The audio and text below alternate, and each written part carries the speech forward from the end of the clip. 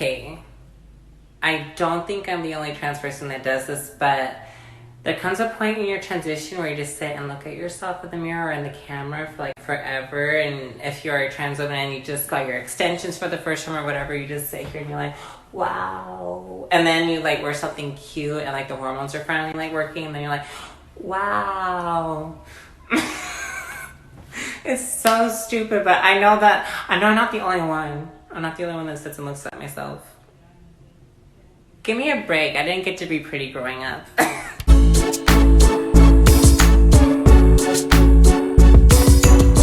Hello everybody, welcome back to my channel. If you're new here, hello, hi, subscribe. So if you are an old subscriber or a new subscriber, hello, it's long time no see. If I'm being completely honest, just the past few months, it's been a struggle for myself. I'm very grateful for everything that's been going on in my life. Like, I have supportive roommates, my family's super supportive. It's been 9 months on HRT, which is what this video is about. But there's still things that happen during your transition, and especially with living in Utah and just with the culture, things just tend to be mentally straining. And I just haven't really been feeling up to it lately, and hence why I haven't been posting as often. I've caught myself in my rut. I acknowledge that I need help.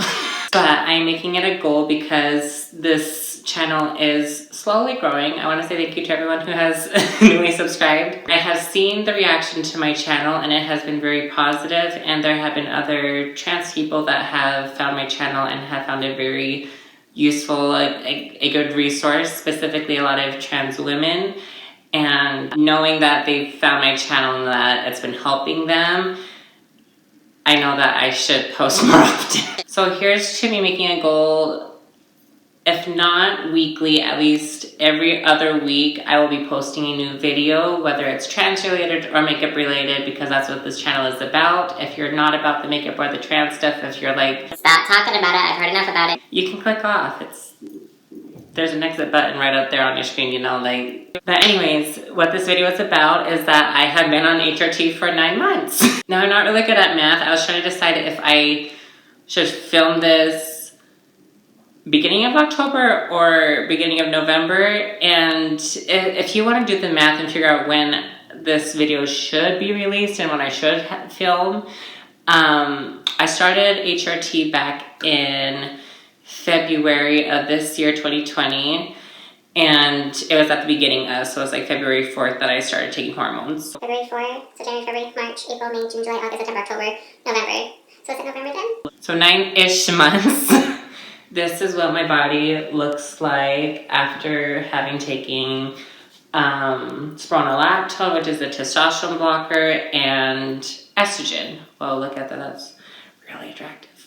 So if you want to know more about hormones and like the effects of all of that, like the first video that I did on this, I went through the paperwork that my doctor gave me, Dr. Lupinar, and I read all the effects. I didn't read any of the consequences thereof, but if you are curious of the cons of HRT, specifically if you're a trans woman taking estrogen and testosterone blockers, it can affect your liver. You are more prone to get breast cancer and a couple of other things. I don't remember exactly, but one day I will do a whole video on the cons thereof. I'm trying to speak English. But one day I will make a video on that, because it's good to know what you're getting into, and if it's affecting your body negatively, you should know the consequences. And if you're a grown-ass adult, you can make your own decisions. But yeah, so what I'm going to be talking about in this 9-ish month update is just what it's been doing, just the effects that I've personally been feeling, because I went back through the paperwork and I was like, nope, haven't felt that, nope, haven't felt that, but then there were others where I was like, definitely, I've been feeling that one. So I'm going to be talking specifically about physical things that miss my finger. I'm going to talk about physical things that I've noticed, as well as the mental things and other stuff. So when it comes to the physical, what HRT is supposed to do, and you want to do this through a doctor. I know that it can be frustrating not being able to see a doctor, especially when you don't have the resources for it. But I will say the safest way, because there are consequences to hormones, is to go through a doctor who knows what they're doing. Because I'm going to put it like this. My first... I would have to look back at my videos. I believe that, so the first time that I got into HRT, I was taking 2 pills of the estradiol and then 1 of the spironolactone. At my 6-month update that I did on YouTube, I was taking 3 estradiol and 1 spironolactone. Currently, it is the same. 3 estradiol, 1 spironolactone. Pick my nose, do you like that? I itch. So that's how it started. Well, my doctor told me at my second doctor's appointment, and I think we'll be having another appointment here coming up in November, because every so often your doctor would like to check up on you to see how you're doing, as well as if the hormones are working or not. So if you are here watching this video and you're wondering about like the effects of taking shots or creams, or there are other things that I'm not sure about, I've never done any of those. I'm thinking about switching to shots, but pills are also kind of easier. Once it's part of your daily routine, like, for example, cis women, they take birth control most of the time. Sometimes you don't, well, maybe you might forget about it. There have been times where I have forgotten to take my hormones, and then I do it later in the day, and then just later-ish, a little bit earlier than what I missed the next day. Probably doesn't make sense, but there have been a couple times where I forgot, or not that I forgot, but I forgot if I took it or not. And to stay on the safe side, I decided not to take it, because if you take too much, it can have the reverse effect. But anyways, hormones. So things that I have noticed in my body, and especially looking back at my older photos and everything. Back before I started transitioning, I used to be very boxy. And those who are born biologically male and have a lot of testosterone going through them, their shoulders tend to be a little bit more like not like this.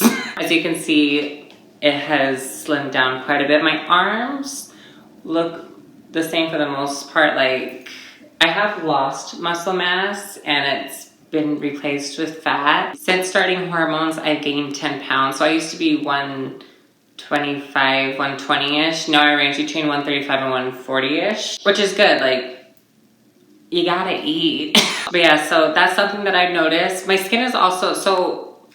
Something that I also had noticed that the doctor mentioned that I wasn't sure what that meant was your skin will soften. Like, I was like, How does it soften? My skin's soft now. When they say that your skin softens, that your body softens, like your face softening and everything, not only is it like to the touch soft, but also like, and men are very rugged. Like, I don't know, their shapes are very, I don't know how else to describe it. Anyways, I used to be like that, but through hormones, as you can see, like, things have curved out, like what is this? That she didn't used to be here before. But yeah, so certain parts of your body will physically look softer. Like my face, if you look at it, and I am wearing a lot of makeup, but if you can look at this face, and I'll put a couple of like before and after photos and stuff. My face, so your bone structure does not change whatsoever on hormones, but what does is like fat distribution, muscle mass, all of that. So like my cheeks are more there than they were before. And honestly, I don't know how else to describe my face getting softer, but my face looks rounder and less as it used to look. Probably doesn't make sense, but that's how I kind of talk in hand motions and sounds. So with things softening and fat distribution, one thing that has changed is I am now, so this is not a bra, it's a crop top, but I now have an A cup. I would love to show you what they look like now, but it's probably not appropriate. But as a trans woman, and if you're watching this, and if you are just curious, when you're on hormones, the first couple of months, like, your boobs will kill. I'm gonna put it this way, HRT almost feels like puberty but on steroids. Most girls have their boob growth when they're really young and it's like a slow, gradual process. This was a little quick for me. I went from having nothing, like I was a rib cage. Like when I say that I was skinny, and like people were like, does that boy eat? Because it sure don't look like you do. That's what I looked like. Like I was like, you think this is skinny? I'm still very thin, but like just to give you an example of what I used to look like before transitioning, I used to be very bony. And now what I have up here, it can actually move. Now I did want to do like a pro tip for the trans women who are watching this. The first couple months, you'll basically have nothing, but your breasts will begin to develop. And since it's been about 9-ish months, I now basically have an A cup, and I found ways to make it a little bit more like, because sometimes you want to wear stuff like this, where you're like, wow, cute. But like up here, it's like a little sad. But I was watching, if you don't know her, Princess Jules, she is a Asian trans woman that's on YouTube. And I watched one of her videos where I was talking about how to make your boobs look bigger. And this is pre-top surgery. Now for me personally, I don't know if I'm gonna get top surgery. Like the growth that I've had within 9 months is a little shocking. And I might be good with just being a part of the itty bitty titty community, but we'll see if my mind changes next year. Well, I don't know. But I'll show you a hack with how to make your boobs look a little bit bigger. Now what it will involve is the adhesive bras. And now all this is women who have worn adhesive bras before and did not like them, and their adhesive bras from Walmart fell out of their prom dress. All the cis women watching this are gonna be like, no, don't do it, it's not worth it. Hear me out, take some notes, and this works if you're not doing any extraneous activities that involve sweating. I'm gonna put it this way. Do not get adhesive bras at Walmart. I have tried it, and throughout the day, your boobs feel like they're about to fall off. Not your boobs, but like your bra. It gives you more boob, but they don't stick as well. Now, if you go to Victoria's Secret and get yourself the adhesive bras, who is that? Stupid ad on a text. So if you go to Victoria's Secret and get the adhesive bra, not only does it stick, it kind of sucks to your boob, but also it's very lightweight. And when I'm wearing it throughout the day, I have the opposite issue when it comes to that kind of adhesive bra. The one from Victoria's Secret, it sticks very well, and throughout the day it feels like it's sticking even more. And it kind of, with your boobs growing, it tends to hurt a little bit, but pretty hurts as Beyonce. Now with the ones from Walmart and like other places that you can get them, they're heavy and they tend to fall and they tend to slip. The one from Victoria's Secret will not. So I'm gonna go quickly put that on just to show you what it looks like with this. It probably won't look like too much, but it gives you a little something more, okay? Okay, I'm back. So I put on the bra, and it's basically like a pusher bra, the way how I use it. So what I do is that when I put it on with your flat chest, with your little A cups, I put it more so on the side. So it looks like it's laying on me like this. And then it has little hooks at the front that you hook together. And as you hook them up, it goes like, and then it creates like that little, you see this little cleavage moment. When I'm facing forward and the light's hitting, you can't see it. But the second I turn, you're like, oh, she's got a little bit of boobie. But yeah. Or you can even go like that, like you see that. That's what you want. So yeah, that is your little bra hack today. Honestly, it doesn't look too bad with this outfit. It gives you a little something more to work with, like, hey. But yes, I wear this bra a lot. I probably shouldn't wear it as often, but you know what?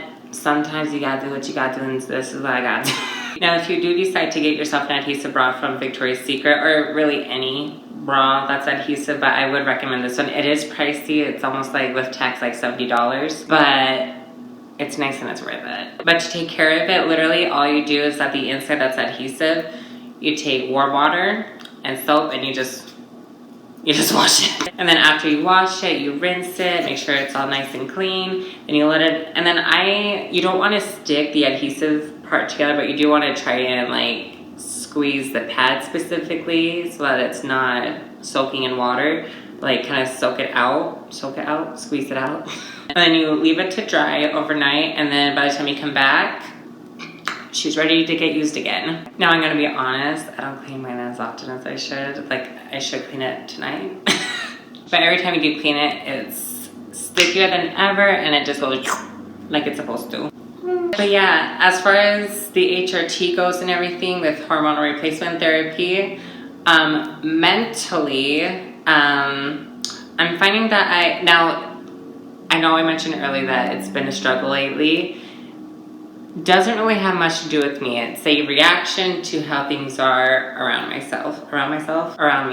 But mentally, I am a lot more happy. Something that I've noticed, and my mom and my best friend both told me this. They said that I basically have the exact same personality as before. I just seem a little bit more calm, comfortable, and more confident in who I am. And honestly, I agree. My physical appearance has changed, but as far as like personality wise goes, I do think I'm a little bit more relaxed than I used to be. But at the same time, with me being more comfortable and confident in my body, even though like I'm not 100% there, I'm still on a second puberty. And anyone that has gone through a puberty back when they were an adolescent, you tend to be what they call hormonal, or you got an attitude, or you just react.